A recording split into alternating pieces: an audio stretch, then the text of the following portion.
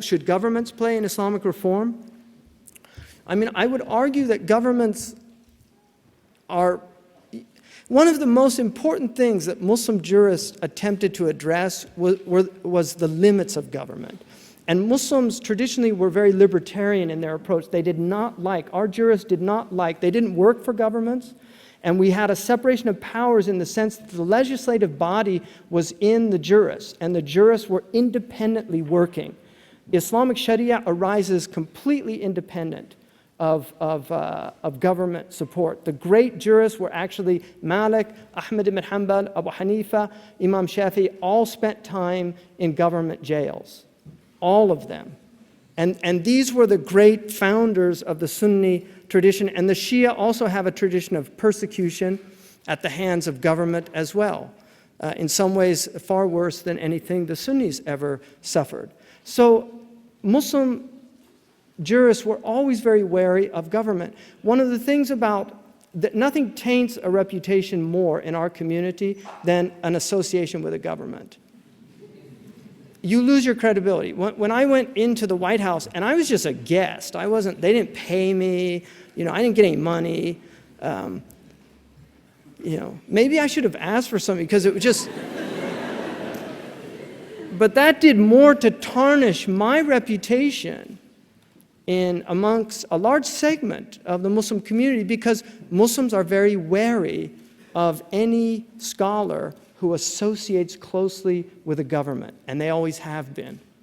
And there's a reason for that, because governments never do that out of the graciousness of their goodwill. They co-opt.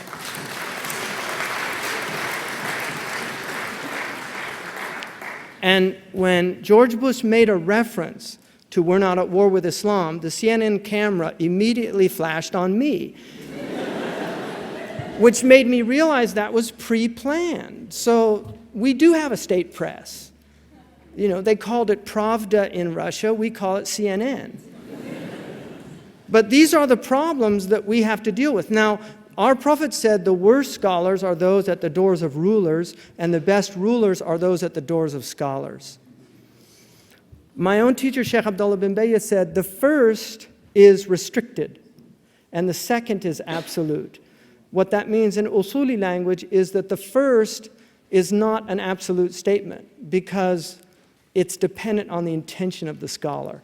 When the Prophet said the worst scholars are those at the doors of the governments, wanting some personal gain from them. If they go there for the sake of God to advise those governments, then they're not from amongst the worst scholars. This is the type of understanding that needs to translate. Finally, in conclusion, I would argue that some of the most important things that have to take place in the UK and in the United States and really in Europe. We have now 30 million Muslims in Western Europe, according to most statistics. We have probably between 6 to 10 million Muslims in the United States. We have about 3 million Muslims, I think, in Canada, and maybe 2 million in Canada.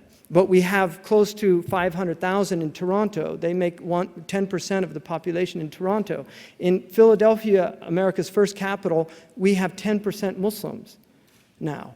In New York City, the Eid the City Council of New York voted to make the Eid holiday a holiday in the city of New York, largely because 12% of Muslim children in the New York City School District are Muslim. 12%, that's the largest city in the United States of America, and 12% of its children in its public school system are Muslim. This is an immense opportunity, but it's also a crisis. And we know that in the Chinese ideogram means both crisis and opportunity. It's a crisis because if we don't somehow come to terms with the fact that Muslims do not have the intellectual tools to navigate their religion in uncharted waters, such as these that we are in now, if these tools are not presented in an intelligent way that's rooted and founded in the Islamic tradition, then we have a very serious problem. And this problem, right now, we're only seeing slight externalities. And I'll use that term externality, as you know, is a negative externality of a corporation is the toxic byproducts that come out of it. So like BP, the positive thing was drilling the well. The negative externality is the fact the well didn't work out. Well, religions have negative externalities as well. Things go wrong. People go wrong.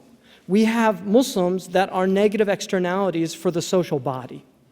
Now, people leave it up to BP to deal with the problem, but sometimes the problem is bigger than BP. Sometimes you do need governments to come in. When the FBI came to me, not to question me, they never came to question me. I mean, they have at the airport and things, but they never came to my house to question me like was reported in the press. And Dr. Ramadan knows about press. I don't believe press anymore, because once you read about yourself in the press, you know it's just rubbish. You know. And Wikipedia, my goodness, you know. So the FBI, I told them, look, my wish, you know, really, my wish is you guys get it right. Really. This is a criminal problem. These are criminals, and they need to be stopped.